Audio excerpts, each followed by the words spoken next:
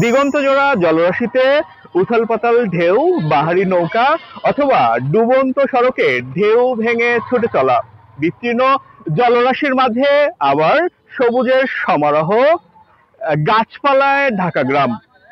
প্রকৃতির অপরূপ এ দৃশ্য নাটোরের হালতিবিল এলাকার প্রকৃতি প্রেমীরা যেটিকে মিনি কক্সবাজার নামেও জেনে থাকেন। একটু যদি সামনে দেখানোর সুযোগ হয়, এখানে নাটোর সহ অন্যান্য এলাকা থেকে দর্শনার্থীরা ছুটে এসেছেন।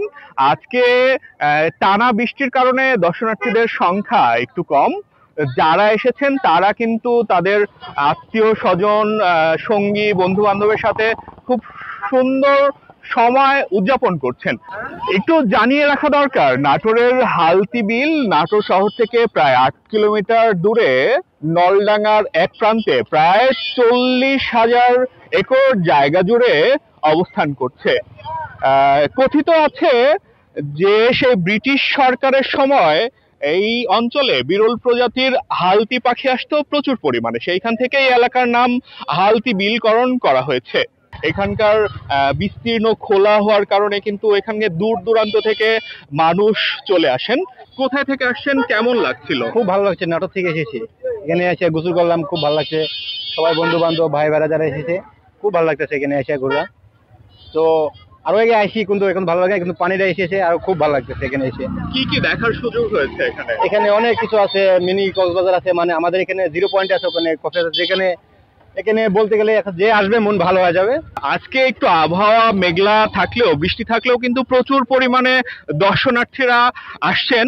এসে তারা কিন্তু তাদের সুন্দর সময় ব্যয় করছেন। দর্শনার্থীরা চাইলে অনেক দূর দূর থেকে এসে দেখে যেতে পারেন পাটুলের এই মনোরম পরিবেশটা। এখানে বাহারি ধরনের নৌকায় ঘন্টার পর ঘন্টা ভ্রমণ করা যায়। একটু জানিয়ে রাখি, বর্ষার শুরুতেই হচ্ছে কিন্তু এইখানে বারনই আত্রাই নদের পানিতে পরিপূর্ণ হয়ে ওঠে প্রায়। এখানে কিছু দর্শনার্থীরা আসছেন, তারা সুন্দর সময় পার করেছেন। আমরা একটু কথা বলতে চাইবো আপুদের সাথে, যে কোথায় থেকে আসছেন, কেমন লাগছে এখানে? আমার নাটোরে ভালো লাগছে। কি কি দেখলেন? নদী, পুকুর, পানি, এগুলোই দেখলেন যে পরিবারের সাথে এসে তারা কিন্তু সুন্দর সময় পার করছিলেন। তো আপনারা দেখছিলেন যে এখানে যারাই আসছেন, বিভিন্ন শ্রেণী পেশার মানুষ, বিভিন্ন বয়সের মানুষ কিন্তু আসছেন, এসে তাদের পরিবার স্বজনদের সাথে সুন্দর সময় ব্যয় করছেন।